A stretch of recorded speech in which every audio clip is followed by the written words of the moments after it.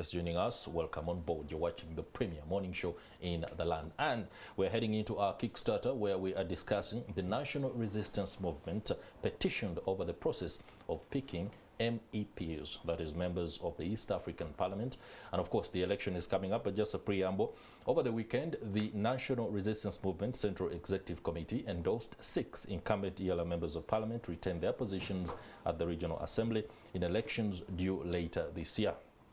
Those retained include legislators George Odong, Dennis Namara, James Kakoza, Mary Mujenyi, Rose Akol, as well as Paul Musamali. The decision effectively locked out a staggering 130 aspirants seeking the party's flag to represent the party at the regional legislative body. Today, we are talking to one of those that was locked out of the EALA race, Robert Webale. A very good morning and welcome to Morning at NTV.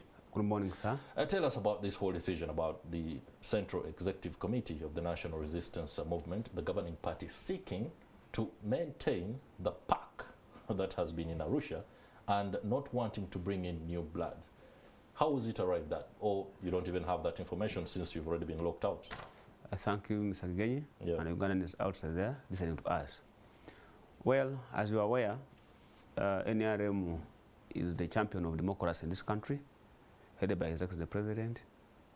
We picked the Electoral Commission, headed by our chairman of NRM, chairman of the Electoral Commission, Dr. Hango Doi, put a note of members of NRM to express interest in the virtue of the post of the East African Resistance Assembly.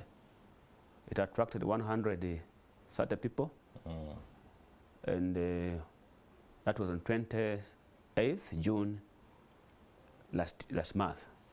On the 8th, we were invited by the chairman of the party, His Excellency the President, at NTV, with the SEC. As you are aware, SEC is the top organ of the party. Those are elders who guide us on how the party runs.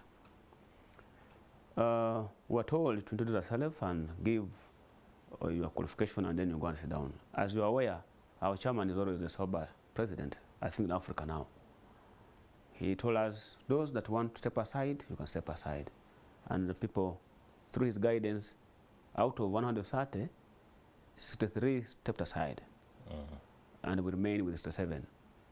And then he said, on that note, guys, you can go away, we shall communicate. Then while we were on our way to our respective homes, we saw social media that our senior Legislative Assembly, the distinct members of Parliament, had been considered endorsed by SEC, which we thought that it was unfair, because we thought that in the true culture of democracy, they would have given us an opportunity where we can also have an opportunity to hear from us, because we had like personally, we thought that this community has not been domesticated within our partner states, particularly in Uganda. People hear about it during elections. But we have no problem with the SEC, because those are elders that the ones who manage the party, particularly His Excellency the President. But I think that was an oversight. You know, as the Constitution says, every member of the party has the right to participate in an election, either at any level or delegated by the party. And we thought it was really not democratic. It was undermining the values that our chairman of the party and his colleagues fought for.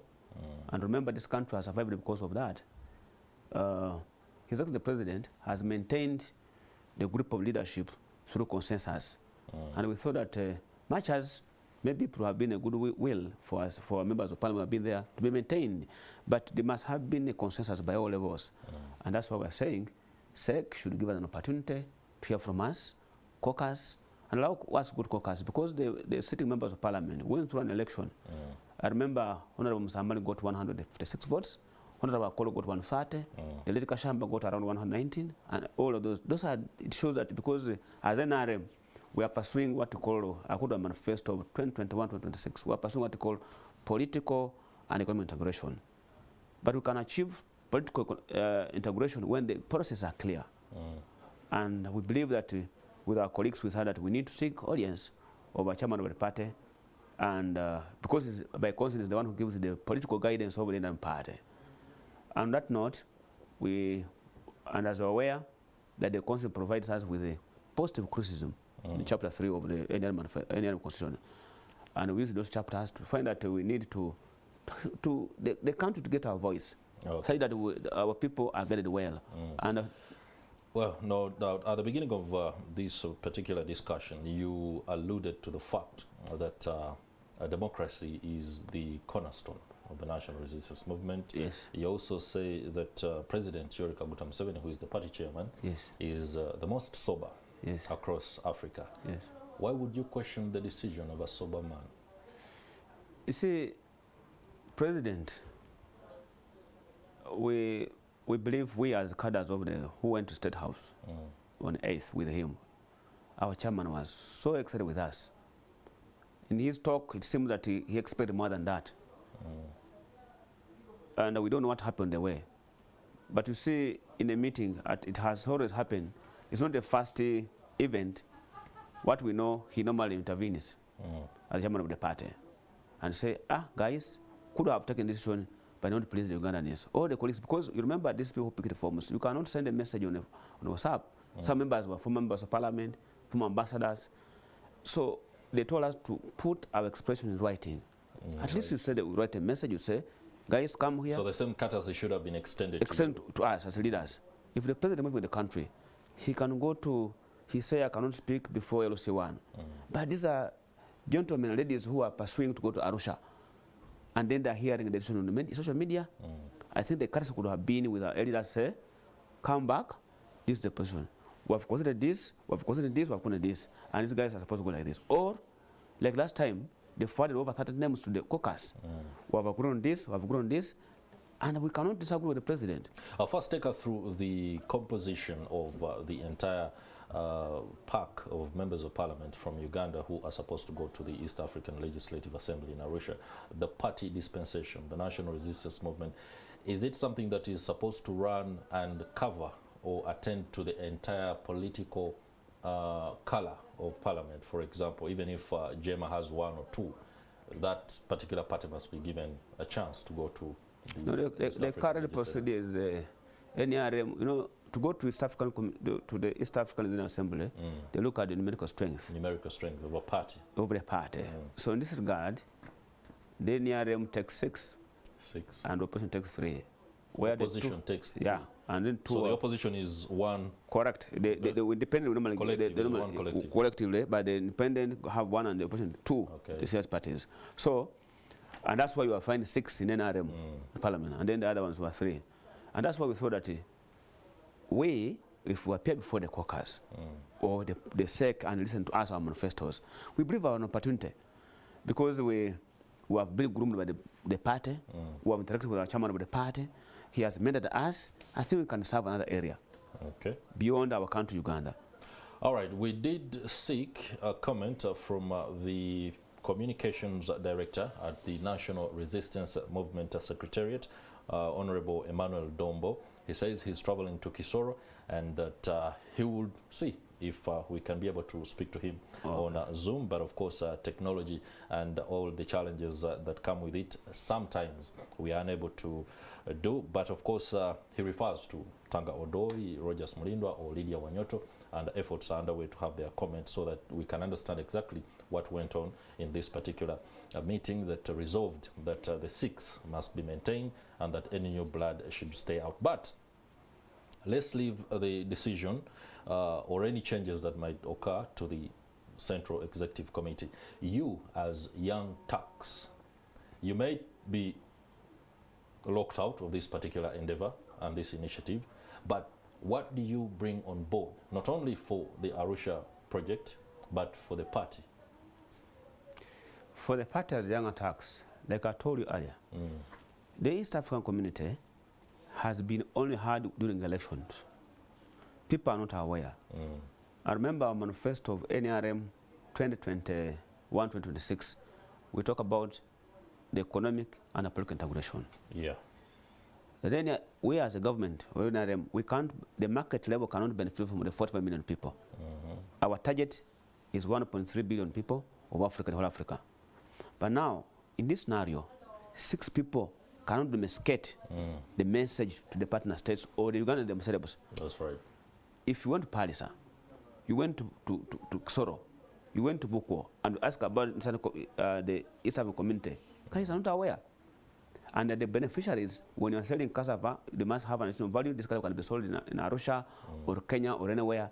Burundi, guys must appreciate that indeed this is the core value of this community.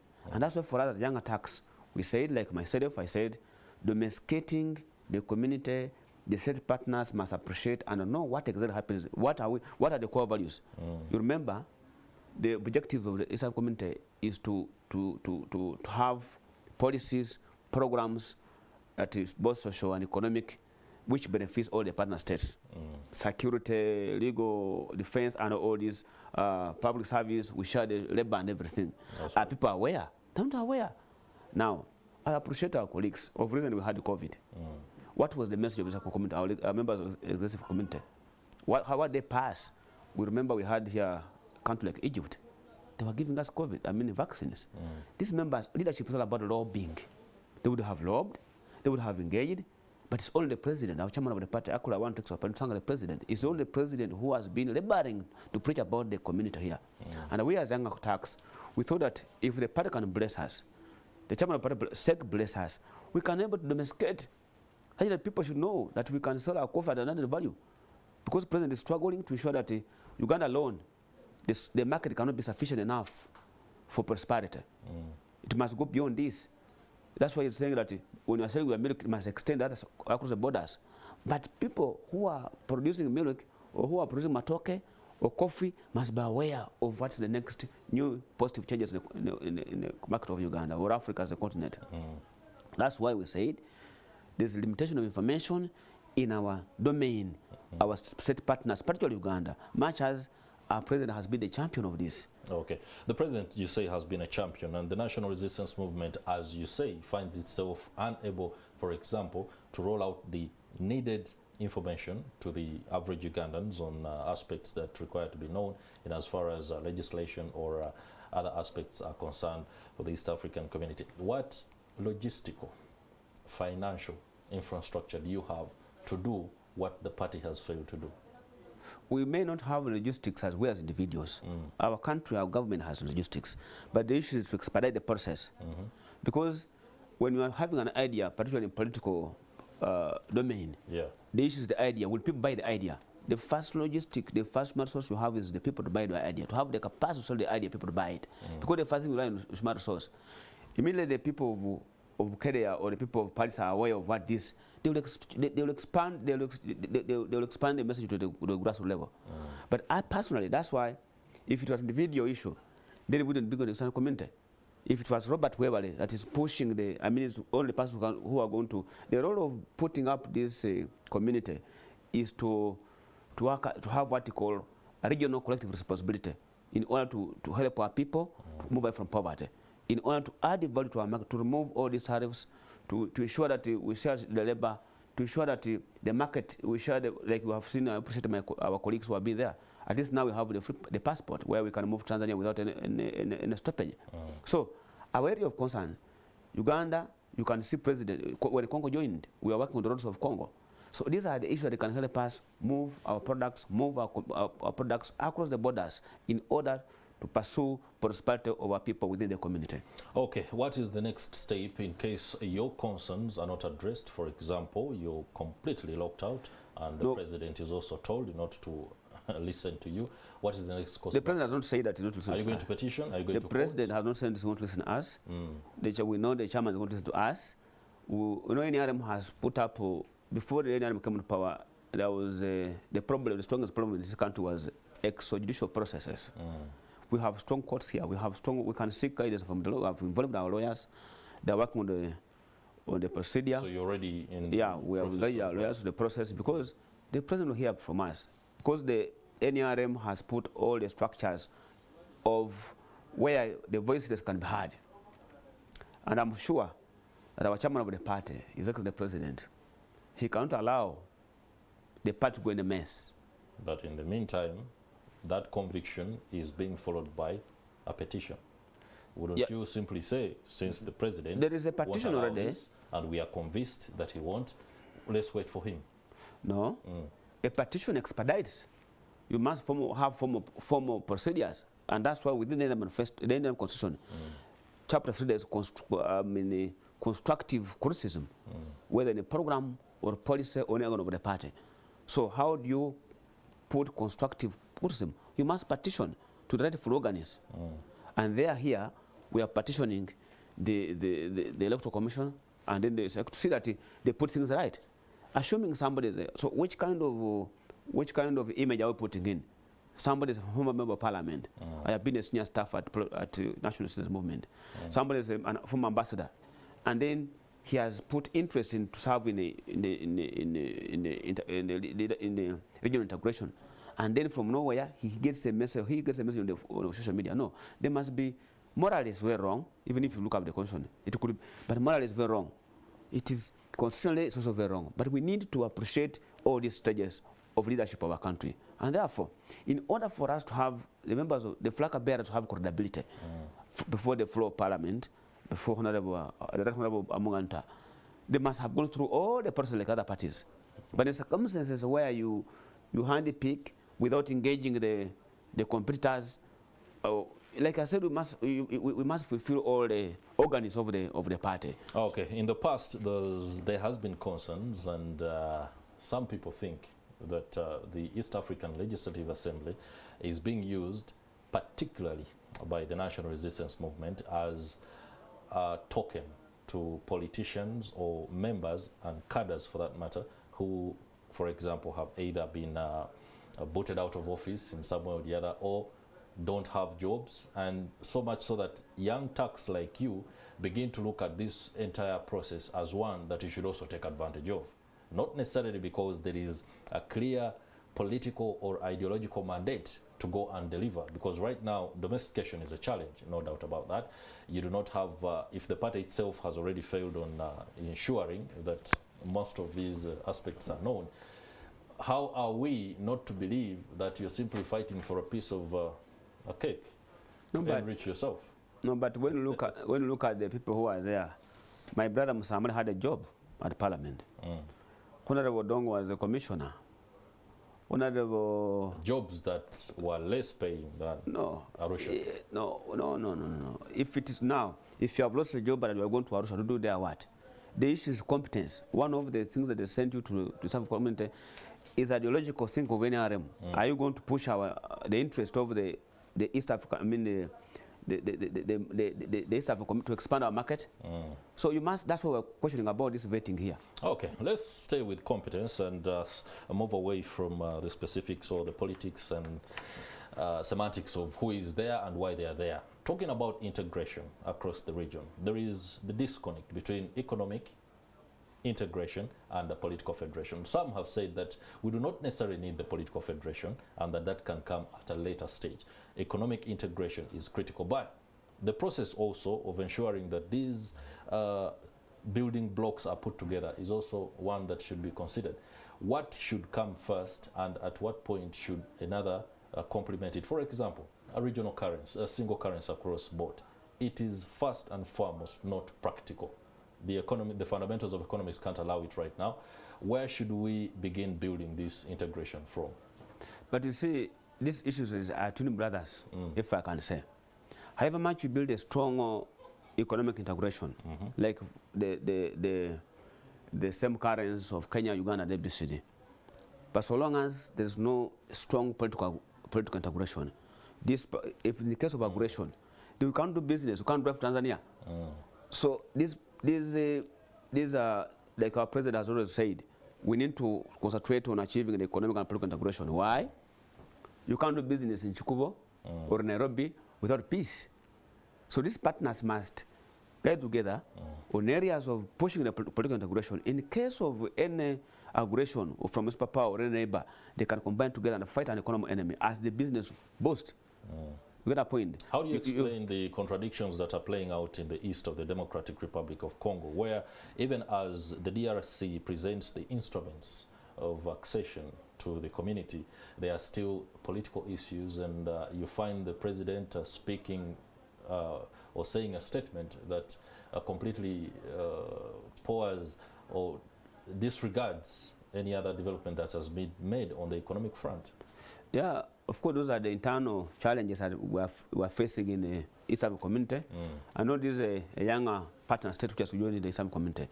And you know, like Congo and Rwanda and other countries, they have been having what President Museveni has been fighting for, tribal segments and other issues. But we believe that, like we have said, that Rome was not built in one day. We believe that these countries will appreciate with the cause of their fathers, the cause of the spirits of the people who started this thing, through Nyerere and others. I believe that the issue of Congo will be addressed. You know, discussions are going on in Ankole.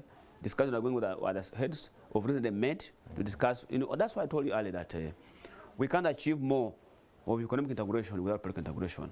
That's right. Those are the issues that we silent issues we need to address in order to achieve the core mission of making our people to have prosperity. Okay, Mr. Robert EALA, many thanks for those perspectives. Let's now take a look at the story that was run by NTV last evening on the aspirants who are seeking to go to Arusha as representatives of the National Resistance